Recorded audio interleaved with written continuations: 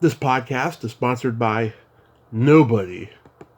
Hey dudes, this is Susan Cosgrove, Crosshair Zombie number 3 in Dawn of the Dead, and you're listening to Tommy Throwback Kovac on Splat from the Past. Hey dudes, welcome to Splat from the Past, the only 80s themed horror and sci-fi show where things can get totally radical. Now today, I will be welcoming my 12th guest from George A. Romero's Dawn of the Dead, and I'm talking about the motorcycle raider himself, Joe Shelleby. Joe was in that movie. He also worked with George again on Knightriders a couple years later, and he played the dark bearded squire in that movie. And then he's also had small parts in huge movies. Flashdance, Gung Ho, Bob Roberts, Hoffa, and even Kevin Smith's Dogma. And we're going to talk about all of that stuff today. He also wrote and directed his own movie about 10 years ago called The Greenman, and I'll find out about that. And it's going to be a great conversation, and I cannot wait. I love talking to the Romero camp of people. They are just so awesome. So, yeah, here is my interview with Joe Shelleby.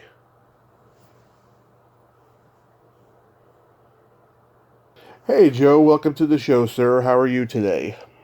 All right, Tommy, how you doing? I'm doing Hear pretty me good. all right? Oh, yes, I hear you just fine. This is such a great honor. Thank you for taking the time today. My pleasure. So, going back in time, did you gravitate toward acting early on in your childhood?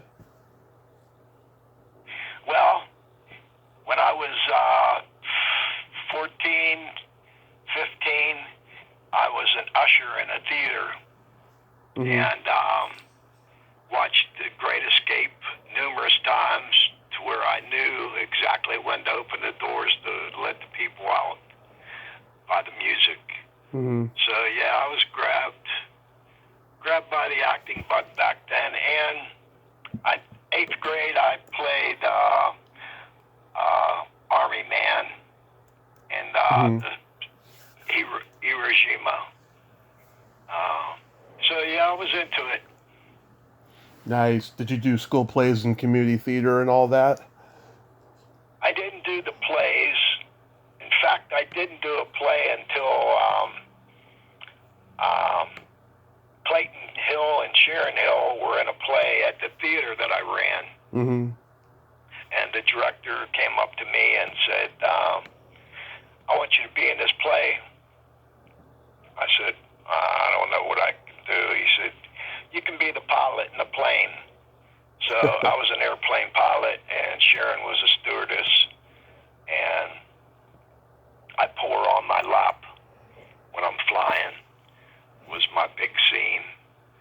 And then they had a couple of minor parts for me where I was just sitting at tables. So I enjoyed it. I've only done a couple things.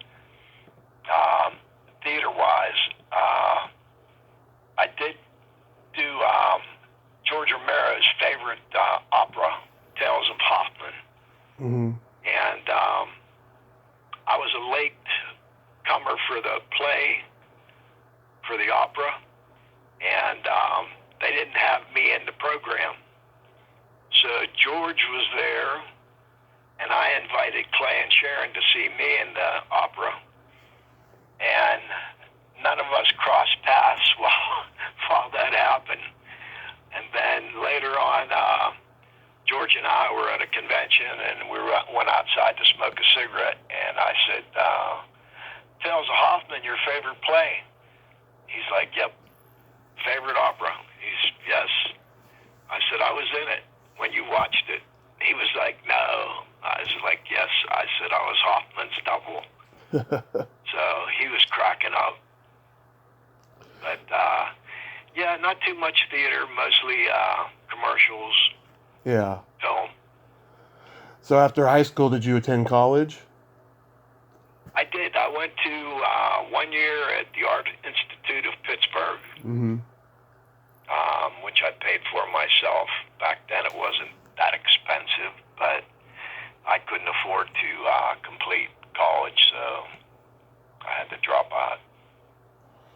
So then you ran the theater company.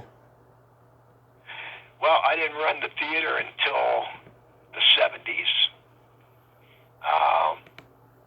And then I lived in the theater above the stage, me and my girlfriend, Sharon, for 9 years. Mm-hmm.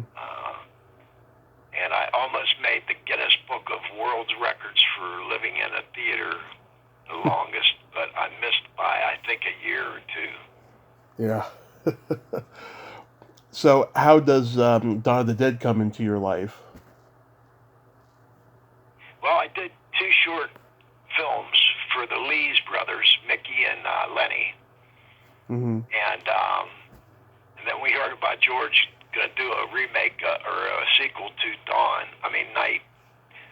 And so I didn't have a resume typed up then. I just went ahead and wrote a resume, and I had a photo, and went down to George's office and presented it to him. And he told me, he says, okay, well, we'll get in touch with you. And then, I don't know, 2 or 3 months passed, and I thought, well, I guess I'm not getting called. Right. And then, bada bing, I got a phone call. We're going to film tomorrow. So, not realizing it was the first day of the shoot. So I had the vest that John Amplis wore and the bandana that he wore, I took down with me, and George said, take it off, put this shirt on, and take that handgun off of Joe and give him the chrome-plated gun.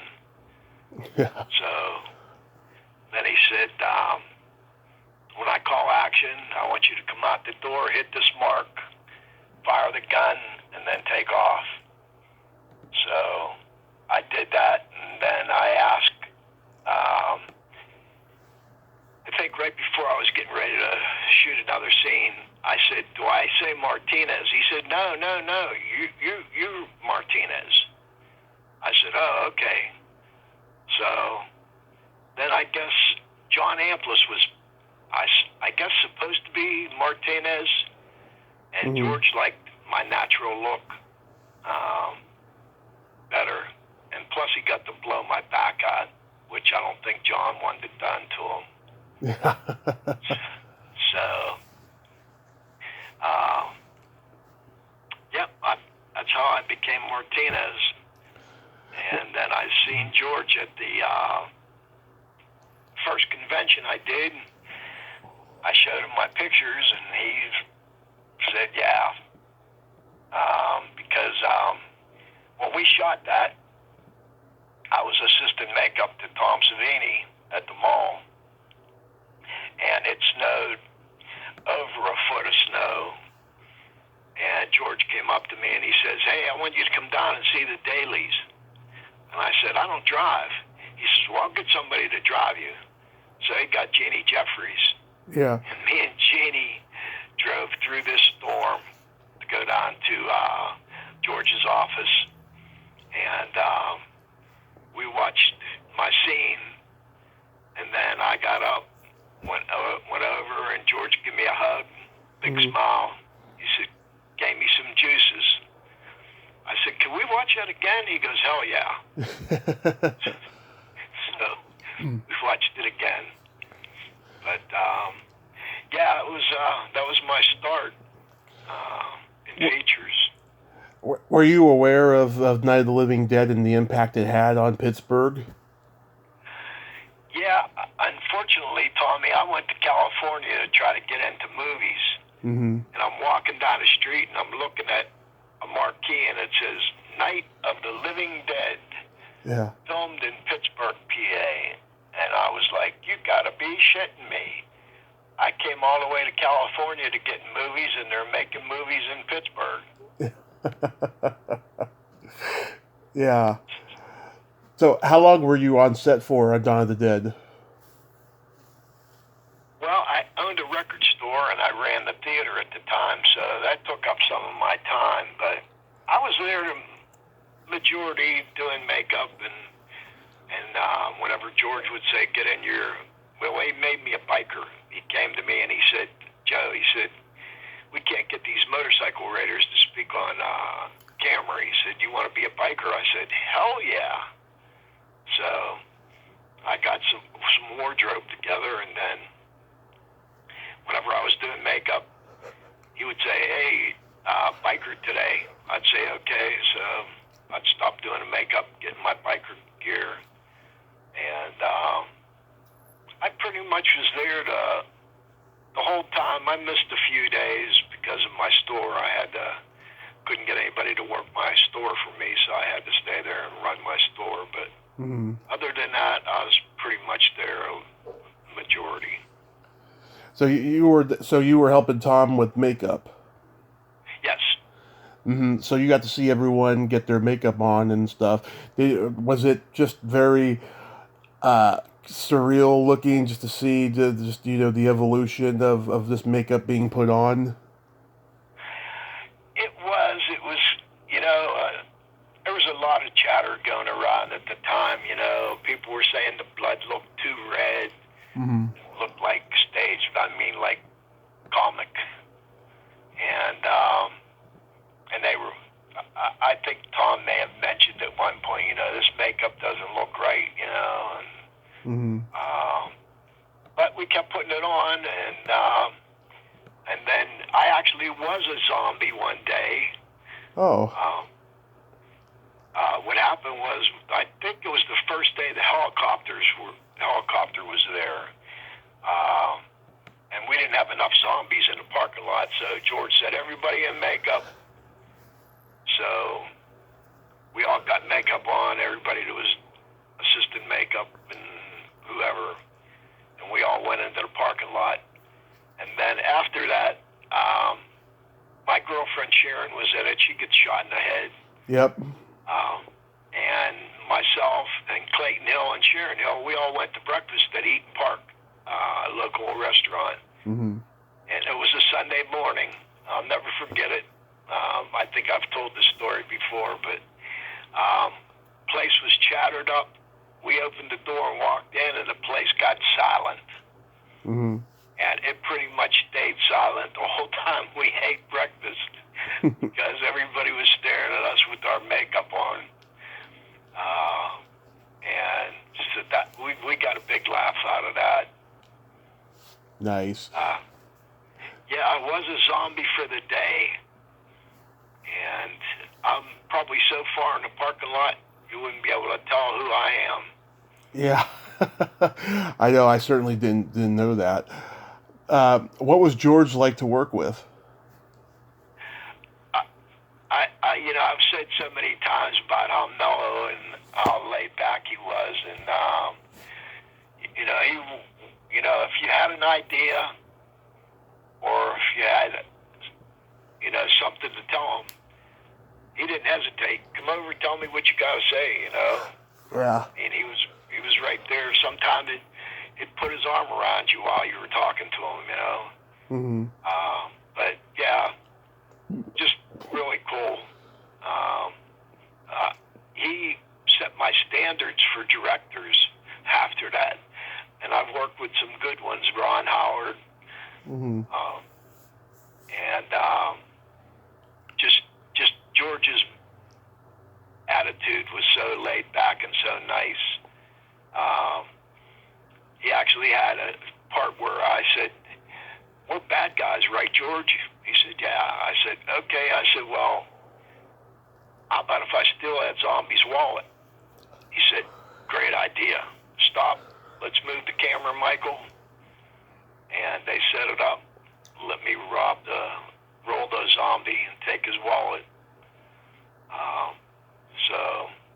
And he liked it. He actually, I think, clapped after we did the scene. So Nice.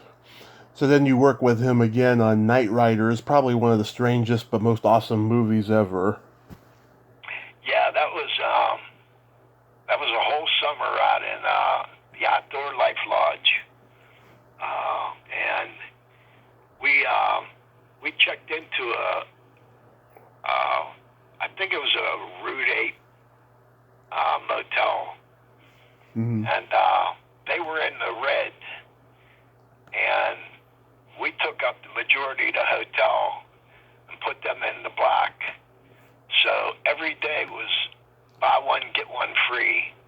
Yeah. So naturally, he drank Heineken every day. Yeah. What do you remember about Ed Harris? He was a good guy. He was pretty serious about the role he was doing there. So he would go off on his own occasionally.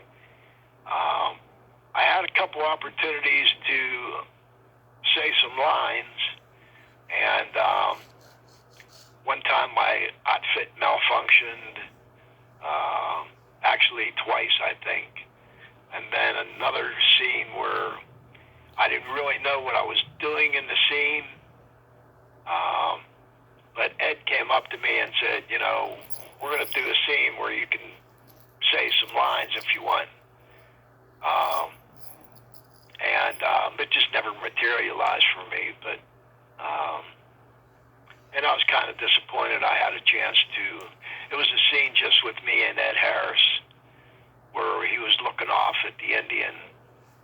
And I just didn't complete the lines. So it didn't happen, but, you know, I still enjoyed it, and I enjoyed him, and the whole summer. Yeah. We didn't move from there for the whole summer we were on there. I remember, yeah, I mean, I've always heard about Civil War reenactors, but not Camelot reenactors, let alone ones who, you know, ride motorcycles. Like, did you read the script and go, what is this? Yeah, I did, and I think the theme in Hollywood that year was medieval. Yeah. Because they had Excalibur that year, and Right. a couple other movies. So George just put a little twist to the medieval and put them on scooters. Yeah. I thought it was great, you know. Yeah, it sure was. It was definitely a passion project for him.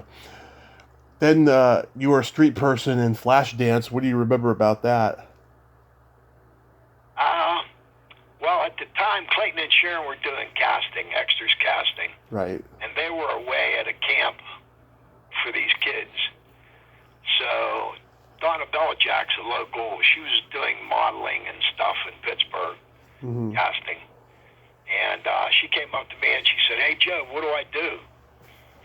So I told her, I said, you know, you have to get some vouchers together. You have to get the payroll together. And, you know, just little things she needed to do. And that started her off into casting because she casts day players now in Pittsburgh. Yeah. And Deborah Gordon, she's in it too. Her and I talked about it. She was a dancer in it, and she has fond memories of doing Flashdance. Yeah, it was a good time. I had a scene too in Flashdance where the lead, I can't remember her name. Jennifer Beals. She's coming out of the mill, and we're all sitting on the side, and we're yelling to her. So I had a little part there, but nothing to write home about. You were also a street person in Rappin'. Well, what do you remember about that? Rappin' was it was pretty wild. That was my first taste of rap music.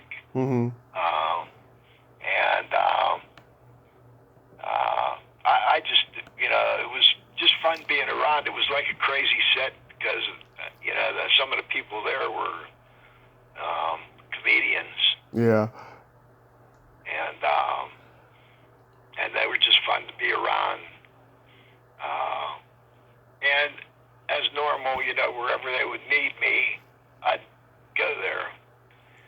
So I don't know if you've seen the movie. Oh, I've seen it a million times. So I end up in the end of the credits with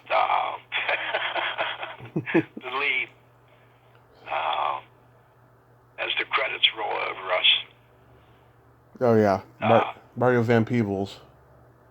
Yes. He was nice too. The girl that was the lead, I think she was from daytime soap operas. Right. She was pretty savvy. Yeah, I've talked to Retanya Alda. She was in it. And Richie Baines, who was one of his gang members. Yeah, it's a nice movie. Then you mentioned you're working with Ron Howard. That was on Gung Ho, right? Yes. Yeah. Yes, I got a speaking role in that, and then it was cut. And I did a convention with Clint Howard after that, and I was telling him, I said, I had a part, and it got cut. And he said, don't feel bad. Michael Keaton's girlfriend got cut. Oh, wow. He said, I wouldn't feel too bad. But when we went to see the premiere of it, I asked a couple other actors that had day player parts. I said, that was a nice letter we got from Ron, huh? And they said, what letter? I said, I thought I got a letter from him. But I did get a letter from him, and he sent me a clip of a film clip of my scene with Michael Keaton. And sent me a nice letter and said, because of the length of the movie and so much good acting, that we had to cut it down.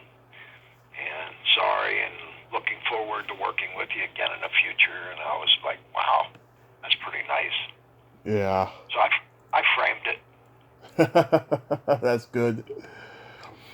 You were in Bloodsucking Pharaohs, which Deborah was also in that one. What do you remember about that? Well, working with Baffico, who killed me, and Don. He was the director of that. And, I shuffled around on that one, too. There's a scene with me and a girl sitting at a table in a Manny Brothers sandwich shop. So that made it into the movie. I played a cop at the police station, and that didn't make it. And then I was a hood in a scene, and I pulled Prince's phone out of my coat, which was kind of ridiculous, but yeah, it was funny. Yeah, everybody laughed. How about working with Tim Robbins on Bob Roberts? He was good. I worked with him on that, and I worked with Susan Sarandon on Lorenzo's Oil. Oh yeah. And she was more sociable than Tim. But he was serious. He was into what he was doing, And, yeah. I believe he directed that too, didn't he? He did direct it. Yeah, he wrote it, directed. Yeah, so he was pretty busy. There wasn't too much time to chat. I did get to talk to Alan Rickman a bit. Very nice. Helpful in a way, he kind of like gave me pointers, And, yeah. And just talked, not movies, just talked, which was nice, to be able to talk to an actor of that, caliber, and just have him have a conversation with you, which was good. That's good. Yeah. And then you worked with Dave DeVito and Hoffa. Yes. Now, Hoffa, when I was young, 18, I was a runner for a business agent at the Teamsters Hall. So he got a hold of me. He gave me a $100 bill. He said, "Get on and get a suit." And he says, "We're going to D.C. with Pittsburgh Plate Glass on their plane to meet Jimmy." And it didn't even dawn on me who he was talking about. But so we flew down on PPG's plane, and we were in the Teamster building, and Hoffa came out, and Bernie said, "This is my runner, Joe Shelleby." shook my hand, said, "Nice to meet you." And then they had a photographer there Mm-hmm. who took pictures of anybody that came to see Hoffa. So when we were doing Hoffa, I mentioned to Danny DeVito, I said, "I met Jimmy Hoffa." And he said, "You did?" I said, "Yeah." I said, "I think they took a picture of it." And he says, "Well, if you can get that picture, I'll give you a part." I said, "Oh, sweet." So I got a hold of the photographer's wife. Mm-hmm. She was in Ohio. And unfortunately, he had passed away. So I told her, I says, "I'm looking for a picture that he took of us." And she said, "I have a double garage full of negatives, and I am not going through those negatives to find your picture." So I mentioned it to Danny, and he just shrugged his shoulders and, oh well. But yeah, I did get to meet him, and then a friend of mine that worked in the Teamsters said to me one day, he said, "You gave Jimmy the kiss of death." I said, "Why's that?" He said, "Because he's on his way to jail." And I was like, "Oh, well, it wasn't me." I didn't realize you were a bus rider in Dogma. Yes.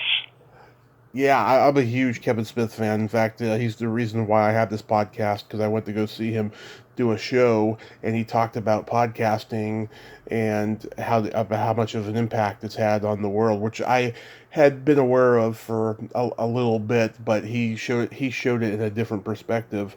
What was it like working with him? That was a blast. Just to be around those guys. I regret not going up to the mall whenever they did Zach and Mars Born. Oh yeah, Because if I would have went up, I believe he would have remembered me. Tom Savini was in that movie. Yes. And George had a screening of Land of the Dead in Pittsburgh. And I got a hold of a ticket for the private party, Mm-hmm. which Quentin Tarantino, Roddy Rodriguez, Michael Jordan, there was a lot of people at that party. Right. But there was so many people surrounded around George that I really didn't get a chance to talk to him until he was getting ready to leave. And Quentin Tarantino and Roddy Rodriguez were leaving with him. So, he introduced me, and that was it. But yeah, there was a lot of celebrities there. Nice. So you mentioned before about Lorenzo's Oil. So how did you come to casting extras on that? Myself and a guy named Scott Small, Kenise Kennedy, who was into casting, and Nancy Mosser, who is into casting now. We formed a group called Actors Casting Network. So we were pretty much covering any of the movies that came into town. We would split up and work. Two of us would work on one. The other ones would work on another movie coming in. So I think at the time it was Lorenzo's Oil and Tim Robbins' movie. And then I can't remember, there was another movie that came right after that. But yeah, we pretty much did all the casting on that. Nice.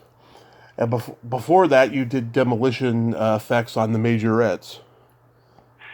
Yes, myself and Jerry Gergley. Jerry was doing the squibs. I did squibs and explosions, and he did the body parts. But we worked together on that. That was a blast working with Bill Heinzman and Jack Russo, and me and Jerry just had a good time killing people. Yeah. I talked to Bonnie Heinzman last year about that movie. How was Bill as a director? He was good.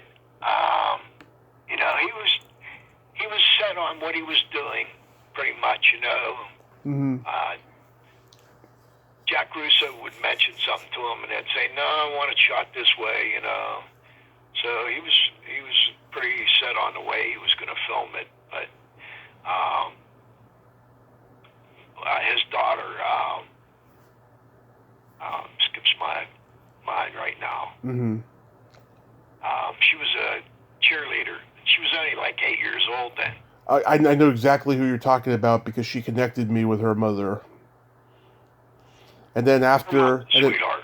and then after we did the podcast, she critiqued it in a very negative way. She said, "You could have asked about my uncle who was in, I think Night of the Living Dead or something. I didn't even know that. It wasn't on IMDb and stuff." I thought that was pretty funny, though, that she did that. Yeah. When I seen her, I was like, wow. I couldn't believe it because she was 8 when we did that movie. Yeah. The next time I seen her, she was working production. I know, it's crazy how time flies like that. Yeah. I run into a lot of guys that were grips and starting out in the movies when I did casting and or now assistant directors and directors and they say, "Do you remember me?" And I'm like, "No, I don't." They said, "Oh, well, I was a script on this movie," and I was like, "Oh, okay. And what are you doing now?" "Well, I'm directing this commercial you're in." I'm like, "Oh, okay. Well, there's a big jump." Yeah, that's crazy. So you wrote and directed a movie called The Green Men. What's the genesis behind that? Well, it was an urban legend, and what happened was a kid was climbing up the hill, and he grabbed onto a rod that wasn't grounded, and it disformed him. And they called him Charlie No Face back then. Mm-hmm. So then, in South Park, they had a tunnel they called the Green Man Tunnel. So they had a little shed there. Yeah. Where Charlie No Face stayed in. The band that wrote some of the music for Green Man, they used to get on and take him beer and cigarettes and whatever. Yeah. And so I changed it to he was working on a high tension box, and lightning struck him and blew a hole through his face, and he smoked a cigarette out of his cheek, which I thought was a lot more effective. But when I went to the borough, South Park Borough, to ask them for permission to film down at the tunnel, they said, "Well, is he going to be a bad guy or a good guy?" I said, "Oh, he's going to be a good guy." Mm-hmm. Fine. They gave me the keys to the city then. I had the keys to locks for the tunnel, and they gave me fire trucks. They gave me police. They gave me ambulance, whatever I needed. The borough supplied it, which was so nice. Yeah. But I did research it, and what I came up with was I would go to a different area. I'd go to Trafford, Trentham, wherever I went, was always down by the tracks. And I would say, "Have you ever heard of the Green Man Tunnel?" They'd say, "Yeah, we'll show you. It's right down here." So I just assumed from that he would hop trains at night and go to different areas, and people would see him, and they all thought that was the Green Man Tunnel. Yeah. But he was just traveling around, checking areas out at night, which was kind of wild. I mean, I could have, I don't know if you've ever seen a picture of him. Oh. But he's pretty hard to look at, and I know that would scare the hell out of me if I was down in that tunnel by the railroad tracks and I seen him.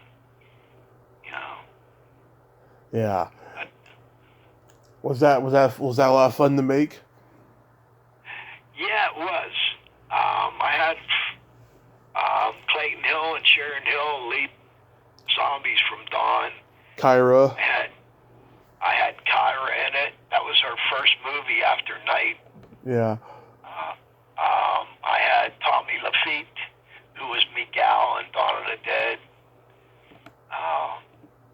My killer in the movie was standing next to Lee Cummings, the big heavy-set guy in the bathing suit in Dawn. Mm-hmm. He's standing next to him, and he gets squibbed. And Nick Tallow was in it. Right. So I had a lot of people from Dawn of the Dead in it. Jerry Gergley did the pyros on it. So it's, you know, with no budget, it still cost over $30,000. Did it get a good release? I get good reviews from it, but the release wasn't real good. The guy that did the making the copies of the movie for me. Yeah. I already had the movie rendered. I know you know what that is, right? The movie renter distributor? No, when it's rendered, you can't copy anything else on it. Oh, okay. Yeah. So before he copied my movie, he must have tried to add something, and it put a little glitch in it. But other than that, I was happy with the way it came out. That was my first time editing on a computer. I was used to splicing film. So I didn't do a great job editing, but it's 8 years. It was 2008 when we did it. It's 20 now. Yeah. So 21, I'm sorry. So you never know. If I stay alive long enough, I might have a director's cut. I never saw the movie. It must be pretty good. Oh, well, when we're done, you'll have to Facebook me your address, and I'll send you a copy. Oh, that'd be very nice, sure. So, do you have any upcoming projects? I have a short I'm doing now.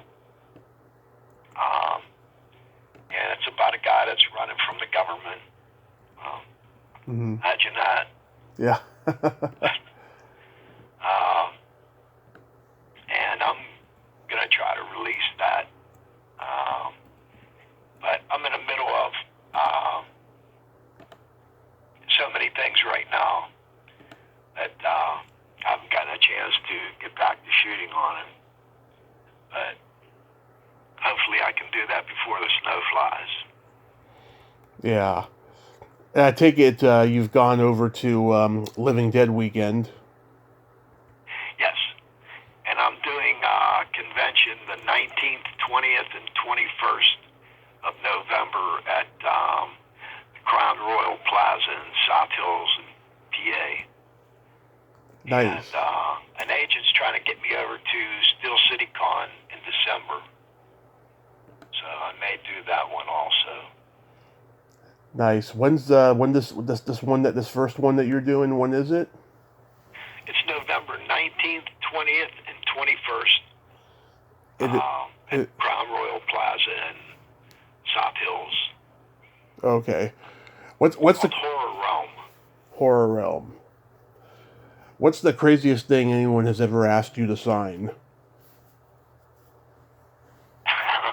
I think I know the answer because I've heard it from a few people. Well, there's a couple things I've signed. A boob. Yep. A cheek. Yep. An ass cheek. Actually, I think the girl that got it on her ass cheek was going to get it tattooed. Right. So, but yeah, after doing, this is I think the 23rd year I've been doing these conventions, so you could kind of imagine the questions I was asked. Yeah. Joe, thank you so much for coming on today. I hope you have a happy holiday season, and yeah, I'll definitely send you my address. And be safe while you're out there because it's a crazy time. Absolutely, and you do the same, and it was good chatting with you, and thank you for having me on, and have a nice holiday yourself. Thank you so much, sir. Have a great day. Bye-bye. All right, you too, Tom. Bye-bye. Well, there you have it. Joe Shelleby. Ain't he a cool dude? Nice guy, great stories. Love talking to him. Also, I wanted to announce my previous guest today, Shell Talmy, forgot to mention. He wants people to go check out stories that he writes about the bands he's produced on his fan page on Facebook. So go check it out. It's Shell Talmy. And he also has shelltalmy.com so people can go keep up to date with what he's doing. So until next time, this is Tommy Throwback Kovac saying there's no shame in living in the past because the present sucks. Later, dudes.